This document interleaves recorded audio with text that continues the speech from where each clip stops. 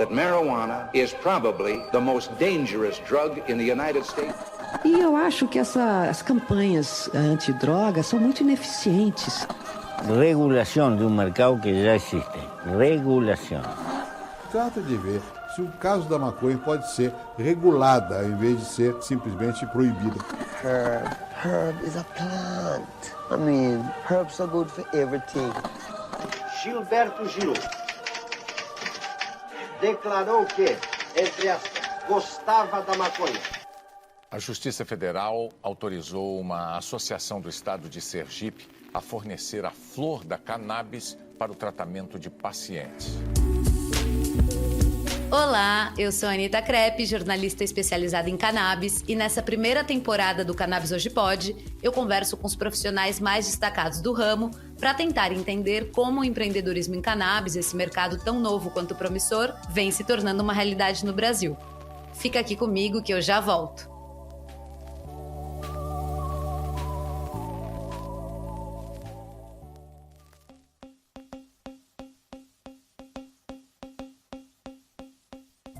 Neste ano, a VerdeMed atingiu a marca de R$1 milhão em vendas no Brasil, e a meta é alcançar os 10 milhões em 2024. A empresa está abrindo uma nova rodada de investimentos para captar R$15 milhões que serão usados na produção, distribuição e venda dos produtos no Brasil. Além disso, a VerdeMed também pretende realizar um IPO no Canadá, tornando-se assim a primeira farmacêutica brasileira listada na Bolsa de Toronto. Para ficar por dentro dessa e de outras novidades, acesse verdemed.com.br.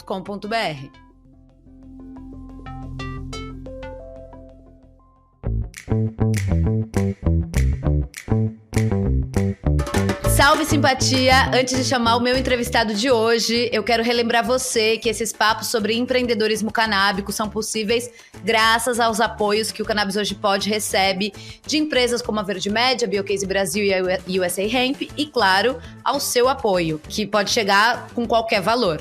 Para dar uma força, é só ir lá no apoia.se/Cannabis Hoje Pode e escolher um valor para ajudar na continuidade desse projeto que a gente faz com tanto amor, carinho e, claro, muita dedicação. Tem opção para todos os bolsos e corações.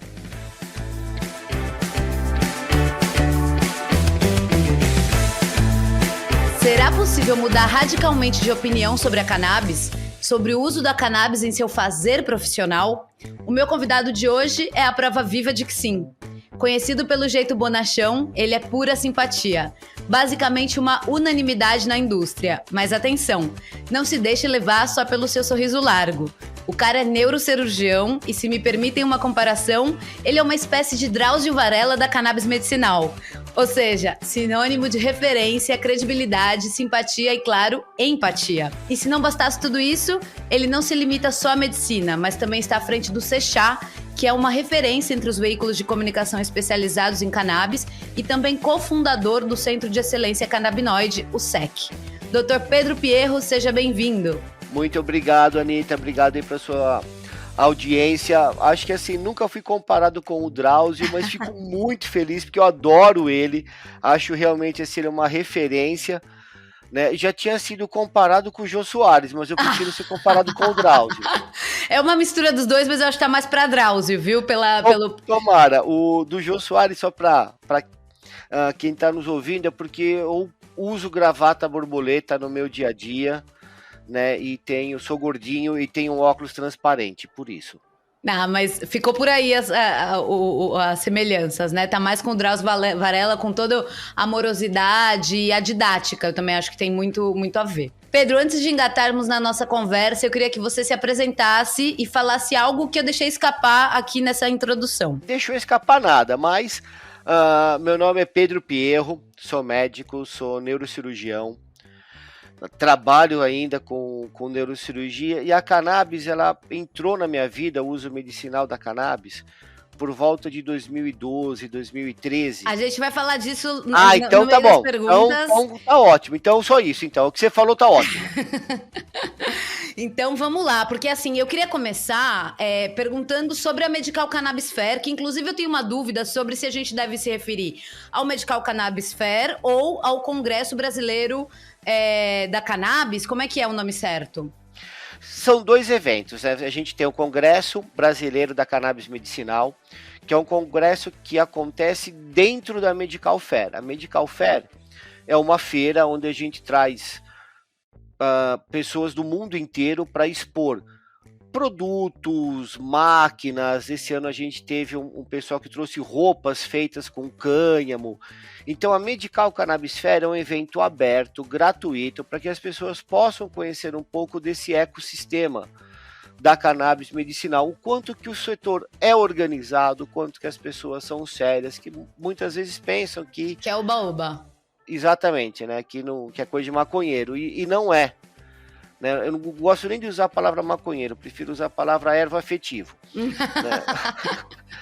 E que não é um setor muito organizado, pessoas assim muito comprometidas com esse ecossistema. E dentro disso a gente tem, né, o Congresso. O Congresso ele é dividido em 2 frentes, uma relacionada à saúde, onde a gente traz palestrantes do mundo inteiro para falar sobre o uso medicinal da cannabis, e numa outra sala a gente traz o tema negócios, né, onde a gente tem a participação ali da Anitta, ela sempre está moderando uma das mesas, a gente traz jornalistas. Com maior orgulho.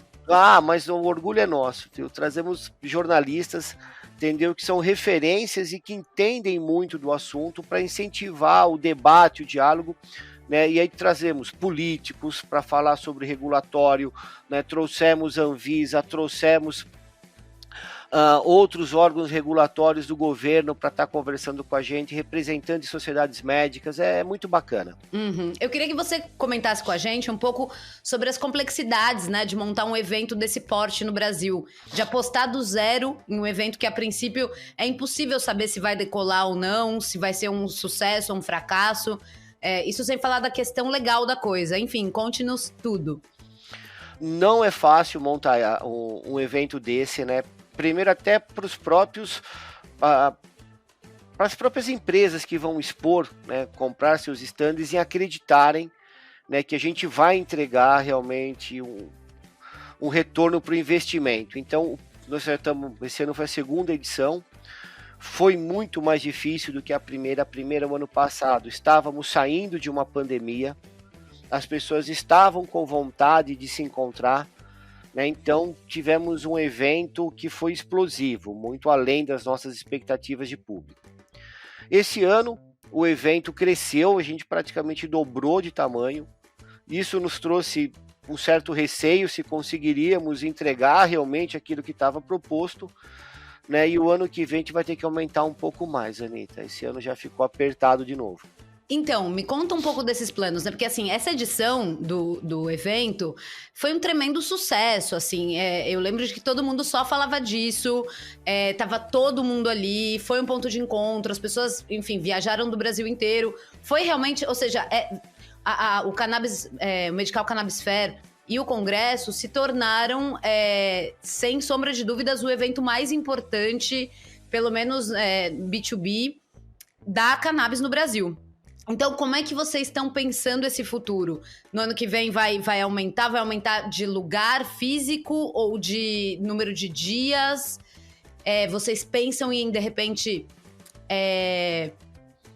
trazer um perfil diferente do expositor? Não, o expositor, acho que a gente permanece, né, com esse perfil, que são empresas que fornecem produtos, tanto produtos prontos quanto materiais para extração, né? Então eu acho que o perfil de expositor permanece o mesmo. A gente vai aumentar um dia de evento, e no congresso que teremos as maiores mudanças. A gente vai desmembrá-lo mais. Então a gente vai ter, por exemplo, assim, o núcleo de odonto, vamos ter o núcleo de veterinária, vamos ter o núcleo médico, né? Médico humano, né?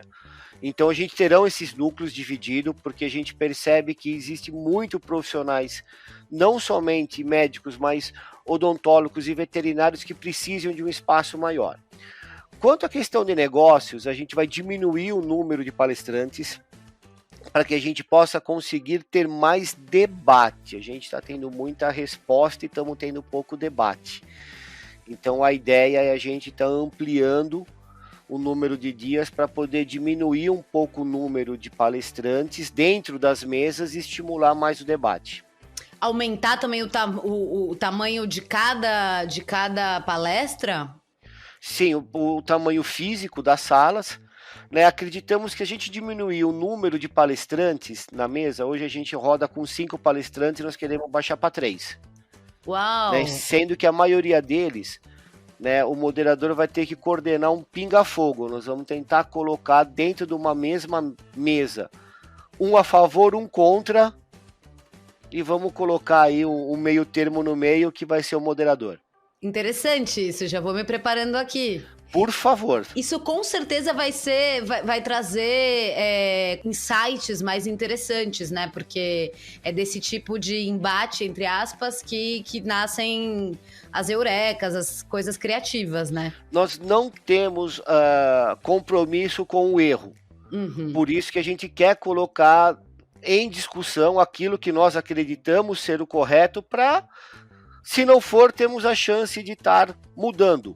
Né? Então, o que nós queremos é dar ouvido, né, a todas as formas de expressão, né, e que as pessoas saiam de lá, por exemplo, na parte de negócios, né, que elas saiam de lá sabendo qual é a segurança jurídica que o país tem, aonde que ele pode investir, como é que as coisas estão caminhando, porque é uma coisa muito incerta, né, muda-se muito a cada dia. Não imagino o trabalho que você não tenha para estar acompanhando todas essas mudanças. Né? Você deve estar louquinha aí. Imagino.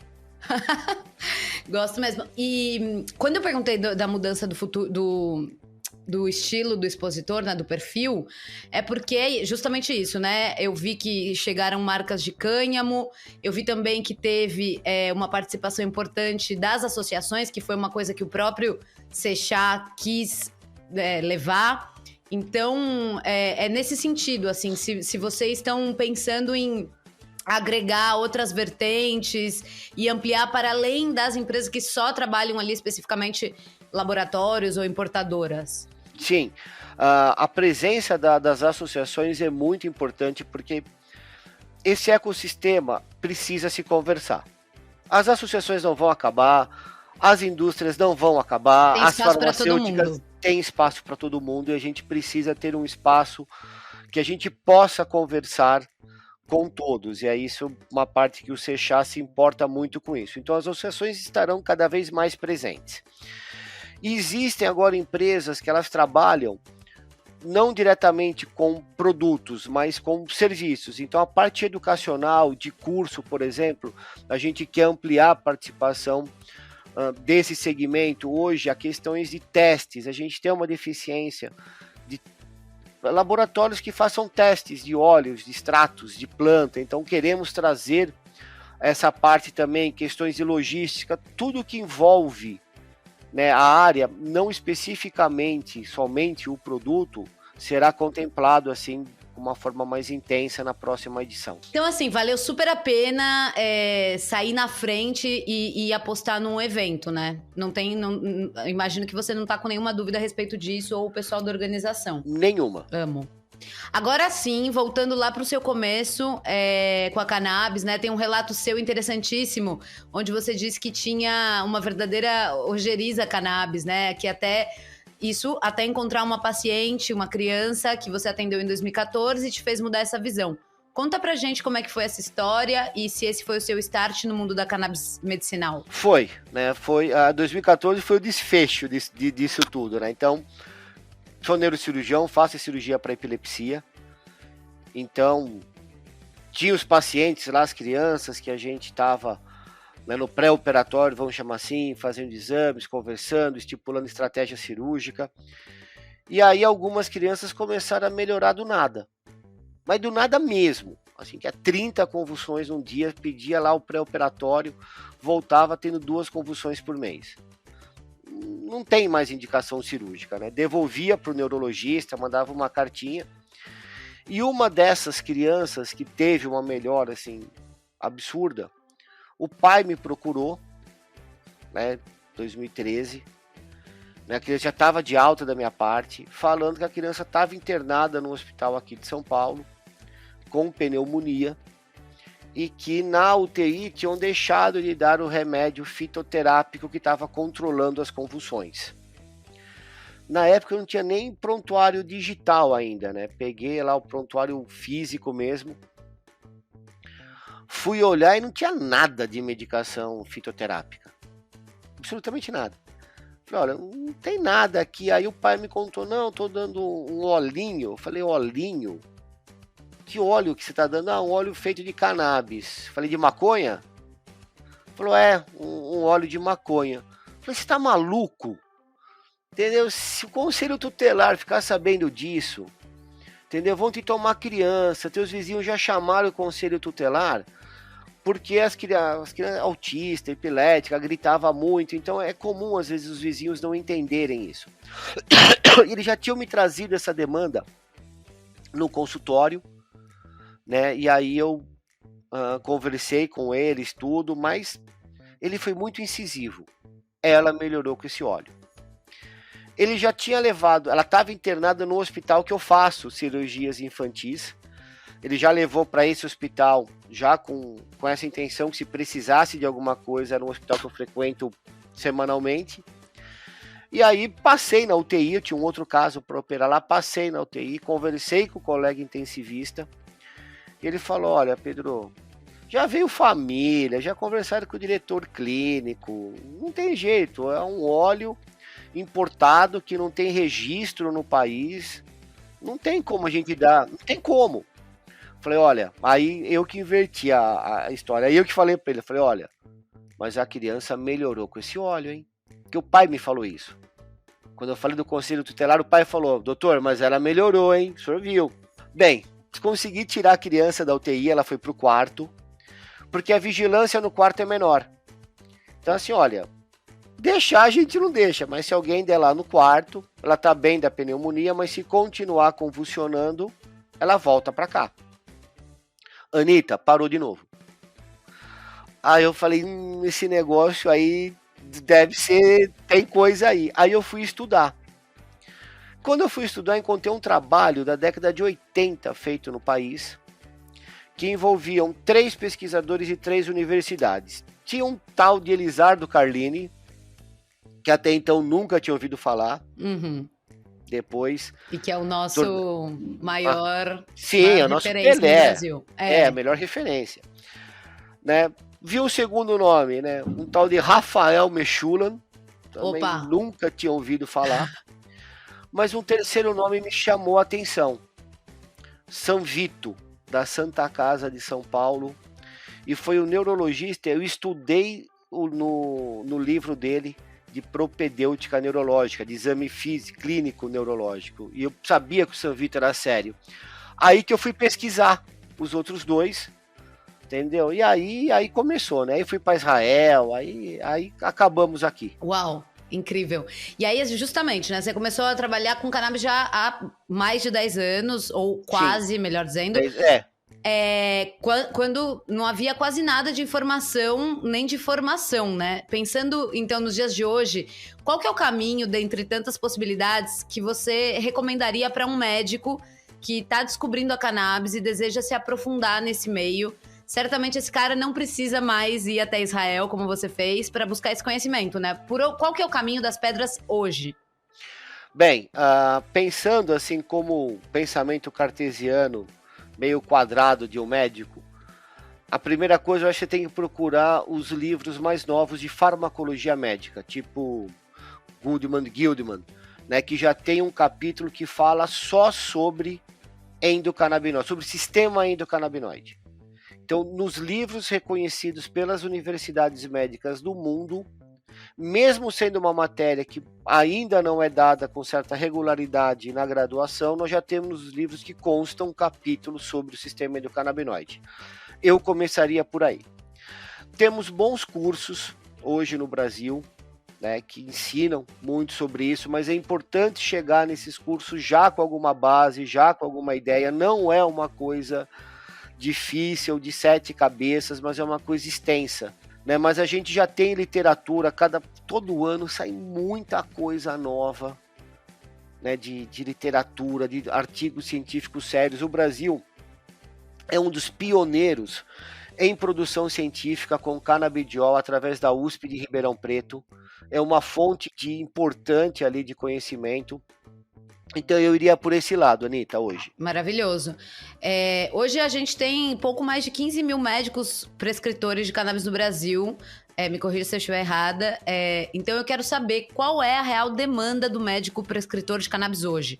O médico que passa a prescrever cannabis, ele começa a ser mais procurado? As pessoas, de fato, estão buscando médicos que entendem da ciência canabinoide? Sim.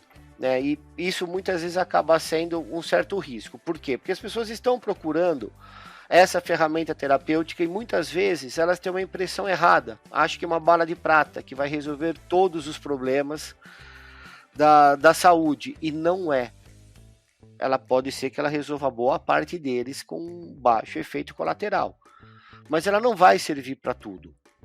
E tem muito colega que não entende muito do assunto, mas que quer aproveitar essa onda, e aí pode muitas vezes indicar produtos inadequados. Nós temos aí mais de 100 canabinoides, né, que a gente utiliza na prática clínica, aí em torno de 5 ou 6 que a gente tem já produtos com esses canabinoides em quantidades significativas. Eles agem em partes diferentes do corpo, em receptores diferentes. Então, se o médico ou o dentista ou veterinário não tem esse conhecimento, ele vai indicar um produto inadequado, que não é que vai te fazer mal, mas não vai te fazer efeito. E aí você acaba queimando um pouco uma ferramenta terapêutica tão importante como é a cannabis medicinal. Uhum. E hoje, você é a referência, eu diria que é a referência, se não a máxima, tá ali no panteão dos mais da cannabis no Brasil, né? E ainda assim, você encontra tempo para trabalhar em outras frentes, né? Ainda na neurocirurgia e tudo isso. Me conta um pouco, então, como é que é o seu dia a dia, a sua vida profissional, assim, né? Como é que você divide entre cannabis e não cannabis? A cannabis, ela é primeiro, obrigado por você me considerar uma referência, né? Não sou só eu, né, doutor? mas você é muito importante. Você falando isso tem um peso maior do que das outras pessoas, mas o uso medicinal da cannabis é uma ferramenta terapêutica muito importante, tá? Mas não dá para você ser um especialista numa ferramenta. Você não pode ser especialista em dipirona. Perfeito. Né? Então, continuo operando, inclusive epilepsia, cirurgia para Parkinson. Meu consultório é um consultório de neurocirurgia, tenho rotina no hospital. Só que eu uso essa ferramenta na maioria dos meus pacientes, porque ela é um excelente sintomático, né? E com isso, né, eu consegui, né, reduzir, por exemplo, o número de cirurgias que eu faço para epilepsia e para transtorno de movimento como Parkinson. Hoje eu opero nem metade do que eu operava há 8 anos atrás. Né? Então, quer dizer, eu vejo ela funcionar. Né? E deixar de operar é uma coisa boa. Financeiramente, no começo, não foi. Né? Mas quando você está lidando com riscos e benefícios e você colocar uma pessoa no risco cirúrgico, sendo que você poderia dar a mesma qualidade de vida com risco muito menor, com algumas gotas, não faz sentido você expor a pessoa a esse risco. Então, isso me fez operar menos, né? Mas continuo com a minha rotina normal de neurocirurgião. Mas é uma ferramenta que, assim, mudou a minha vida. Minha vida médica mudou completamente, Anitta. É a humanização da medicina. Sim, muito né? lindo. Você deixa de ter aquela medicina baseada em evidência e passa a ter uma medicina centrada no paciente. Individual, né? É. Lindo. Agora vamos falar sobre o Sechá. Como é que ele surgiu na sua vida? Você fez parte da concepção desse meio digital especializado na cobertura de notícias canábicas ou você se associou depois de um tempo? Como é que rolou?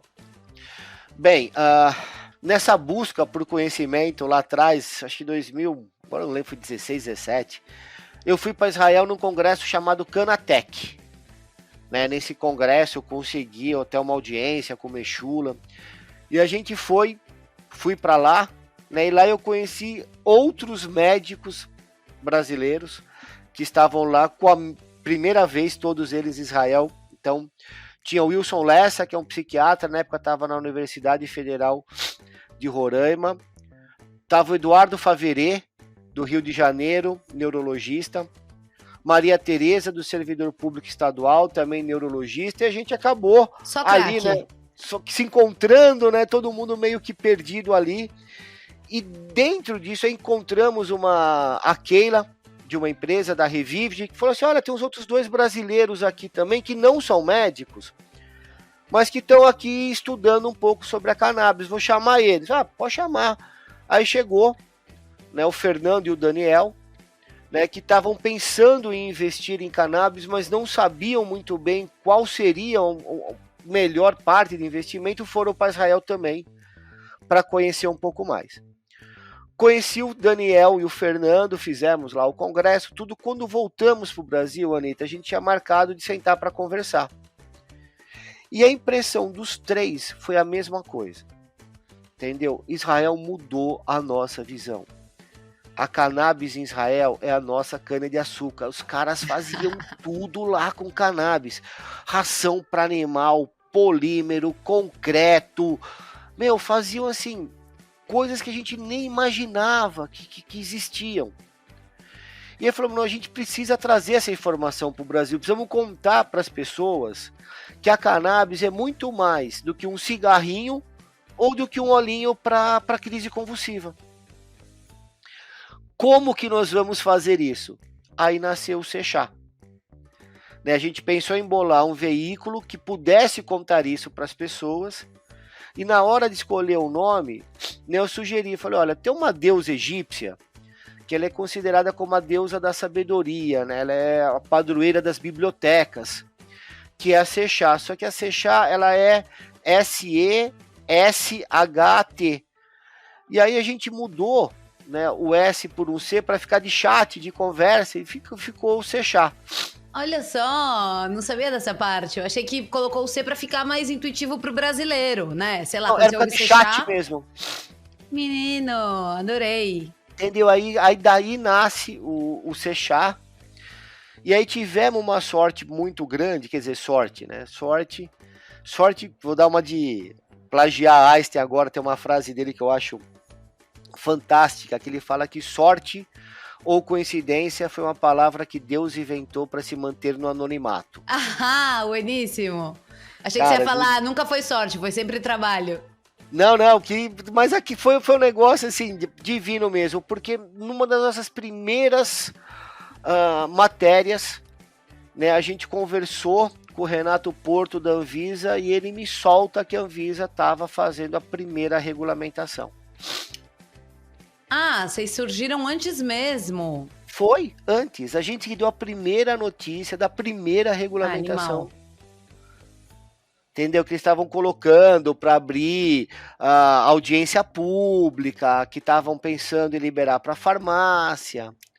Né? Foi ali, então, acho que 2018, se eu não me engano, né, que a gente deu essa primeira notícia aí dessa abertura da Anvisa, ainda na época do DIB.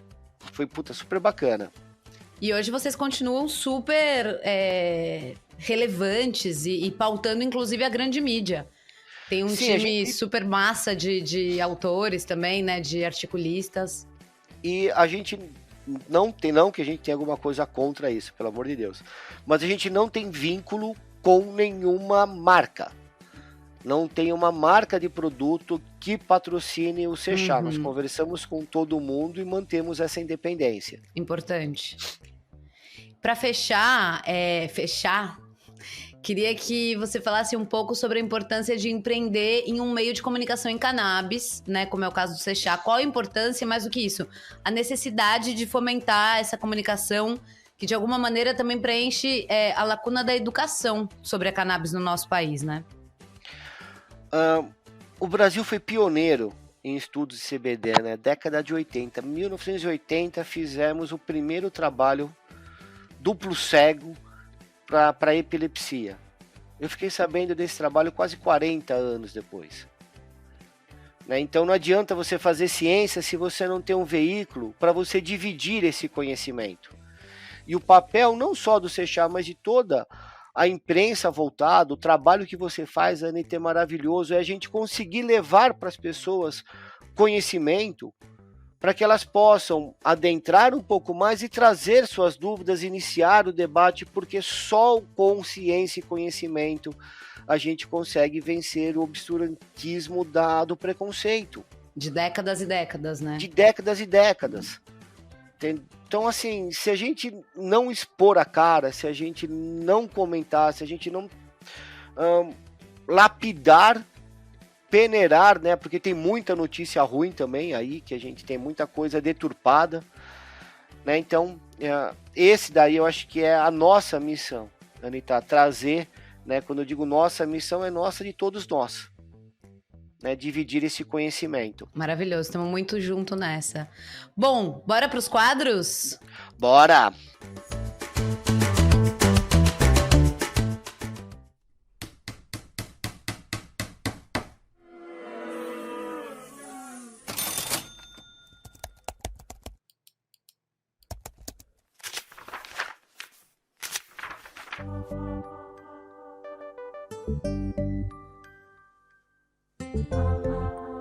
História de fracasso retumbante ou edificante? Um momento assim da sua vida que foi, meu Deus do céu, podia ter sido melhor aqui, mas não foi.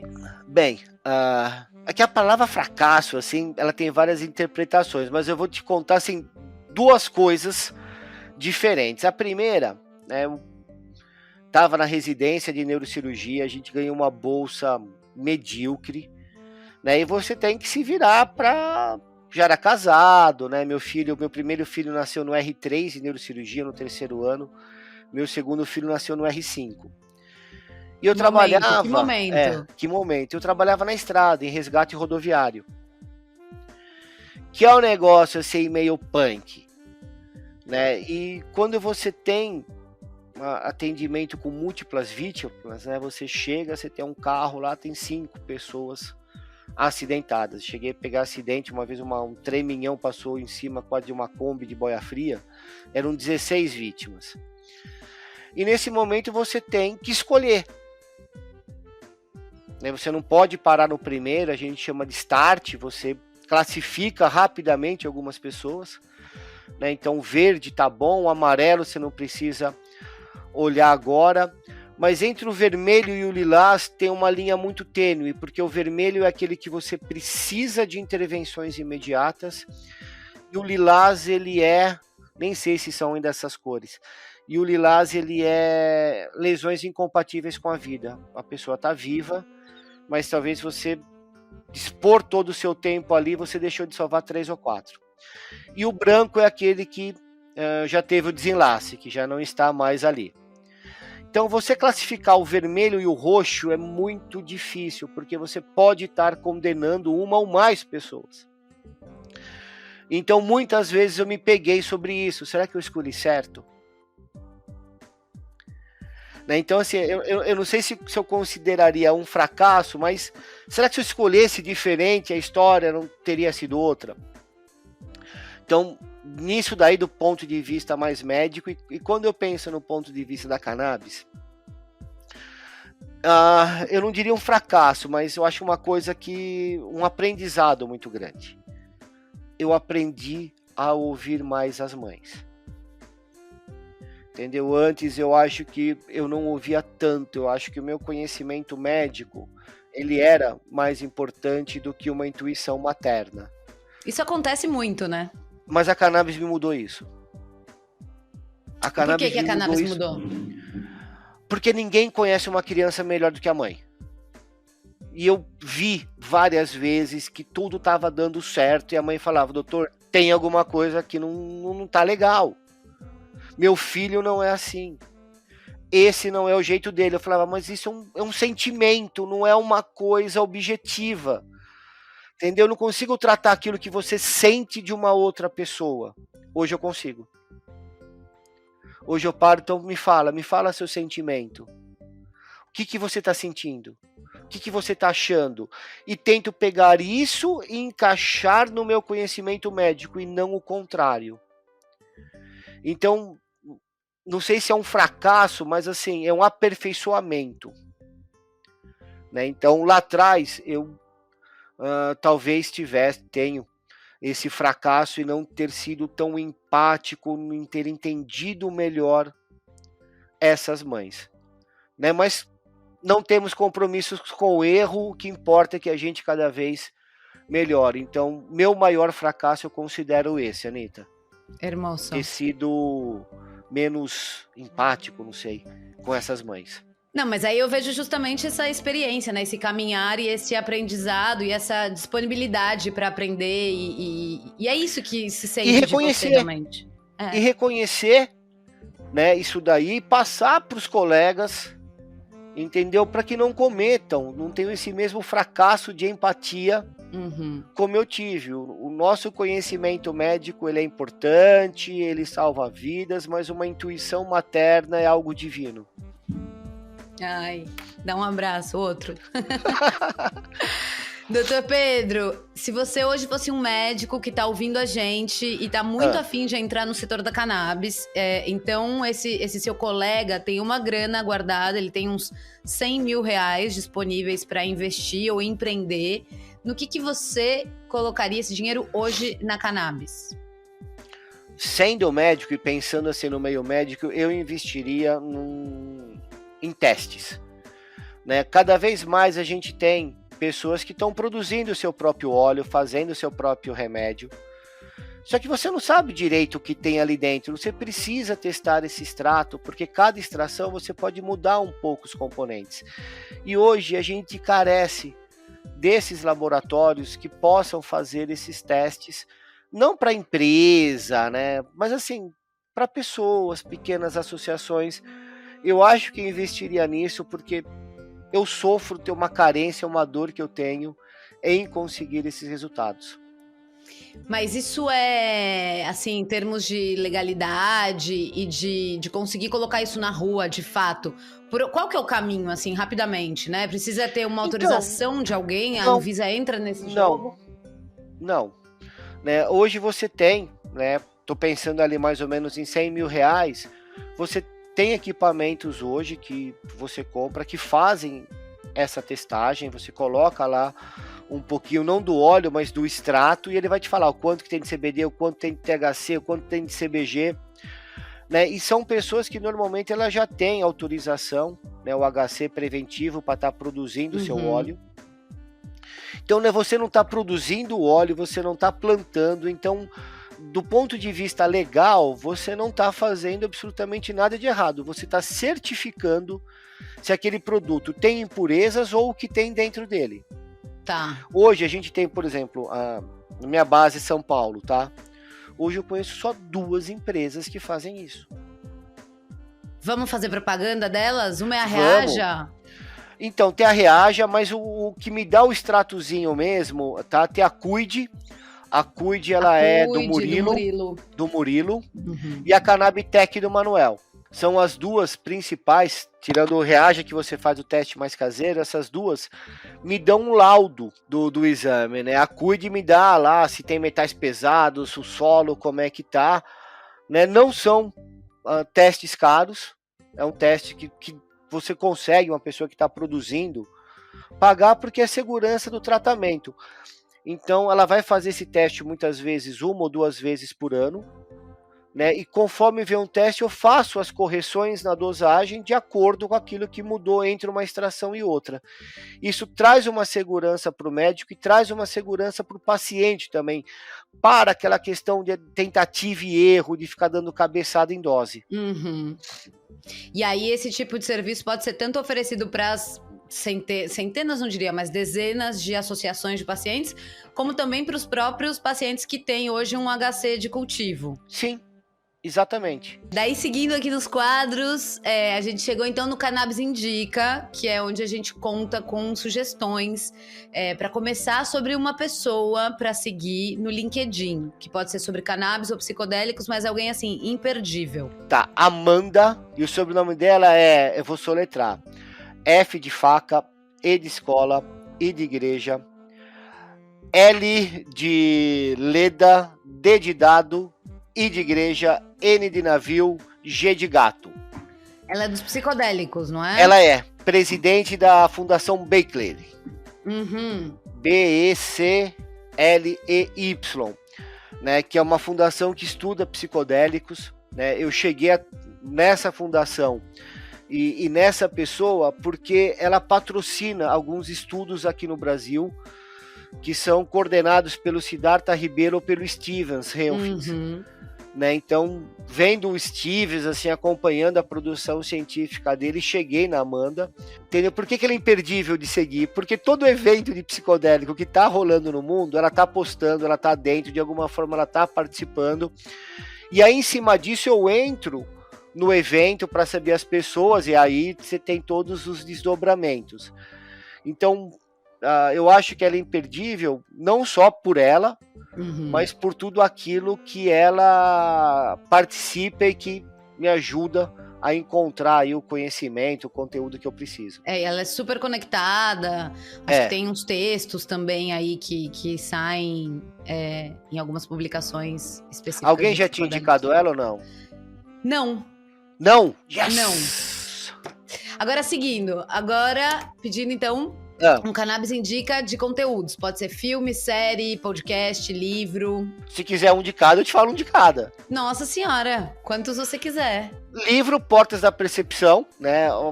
Como é que eu cheguei aí, né? Eu gosto de rock. Você gosta de rock? Eu gosto... Eu já gostei mais. eu gosto muito de rock, né? Gosto de rock, de música eletrônica. Eu vou pra festival. Sim. Entendeu? Eu vou pra Tomorrowland da Bélgica, ano sim, ano não.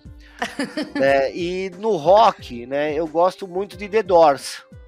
Tá. O nome The Doors, da banda The Doors, veio por conta desse livro, Portas da Percepção, do Aldous, acho que é o Huxley, que fala, né, que ele, cara, um dos maiores intelectuais do século passado, escreveu Admirável Mundo Novo, e ele escreve um livro em 54, né, um livro fininho, que fala sobre as experiências dele com mescalina, com peyote, né, e é sensacional, né, ele imaginando o mundo, né, com esse conhecimento. Então, em termos de livro, esse daí, filme, sempre o Ilegal. Boa. Né? A história, entendeu, da família Fischer, Norberto, Catiele, a Júlia, que é a irmã mais velha da Anne, né? A primeira família com autorização, né? A Catiele foi uma traficante trazendo o produto para sua filha, uma história linda, né? Tem também Fungos Mágicos, também um filme super bacana, né, que conta essa revolução intelectual que os cogumelos nos trouxeram, né? E série Como Mudar Sua Mente, né? Como Mudar Sua Mente, ela traz relatos de pacientes que foram tratados com LSD, com mescalina, com MDMA e com psilocibina. Eu tô aqui sentindo que tem uma perninha do Dr. Pedro Pierro indo para os psicodélicos. Eu não fiz nenhuma pergunta a esse respeito, tô quase arrependida, já estamos no final. Imagina! Mas assim, eu já tenho... tanto é que a gente já trouxe no nosso congresso do Sechá, né, parte de psicodélico, né? Nós estamos super atentos a isso, eu já acompanho alguns pacientes, né? Então, é a próxima onda. Próxima onda não, né? É uma próxima fronteira. Total. É os psicodélicos. É isso. Dr. Pedro, nosso querido totem da cannabis no Brasil, adorei bater esse papo contigo e nossos ouvintes, certeza que também adoraram esses minutinhos preciosos na sua companhia. Antes de fechar, queria que você deixasse os seus arrobas ou a maneira com que as pessoas podem te encontrar. Se alguém quiser se consultar com você, como é que essa pessoa faz? Nas redes sociais mesmo, @Pedro Pierro, @Dr. Pedro Pierro, né? Você me encontra, né? Mas eu quero deixar aqui o agradecimento ao espaço que você deu, né? A importante trabalho que você vem fazendo, né, que está evoluindo, né, toda essa cadeia. Não é à toa que nós do Sechá temos muito orgulho das nossas 2 edições de contar com a sua participação. Espero cada vez mais você estar lá, porque a gente busca, né, pessoas sérias, idôneas, comprometidas com a verdade, com a ciência, entendeu? E você faz parte disso tudo, né? Me sinto muito honrada de fazer parte. Mas deve mesmo, viu? Porque se hoje nós estamos onde nós estamos, parte deve ao seu trabalho, ao seu empreendedorismo, né? Você ter colocado lá atrás a cara na frente, se expondo, muitas vezes recebendo críticas, como todos nós recebemos no começo, mas eu acho não tantas críticas, mas mais piadinhas, né? Aquela coisa jocosa, né? Coisa de maconheiro, isso daí. E hoje essas pessoas estão vendo que não, que a coisa é séria, que a coisa é legal, que a coisa... Inclusive minha família. A minha também, entendeu? Mas bacana que isso acabou nos motivando cada vez mais em trazer a verdade à tona. É isso, estamos muito junto mesmo nessa. Eu me orgulho de fazer parte disso ao seu lado e de outras pessoas tão maravilhosas que, enfim, eu tô convidando para vir no podcast, pra gente bater esses papos maravilhosos.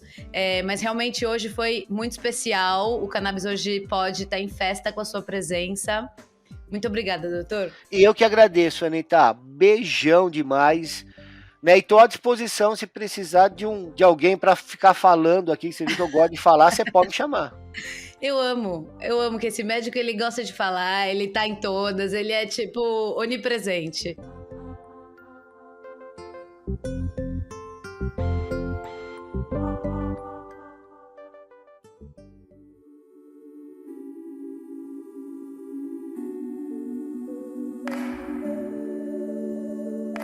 Graças a você que ficou até o final. O Cannabis Hoje Pode vai ao ar às terças-feiras e é apresentado por mim, Anitta Crepe. O programa é uma produção da Leopoldo Electrical Group e conta com o apoio da Biocase Brasil, da Verde Med e da USA Hemp. Se você quiser entrar em contato, é só mandar um e-mail para cannabishoje@gmail.com. E aproveite para seguir o perfil do Cannabis Hoje no Instagram, @cannabishoje. É isso, até semana que vem.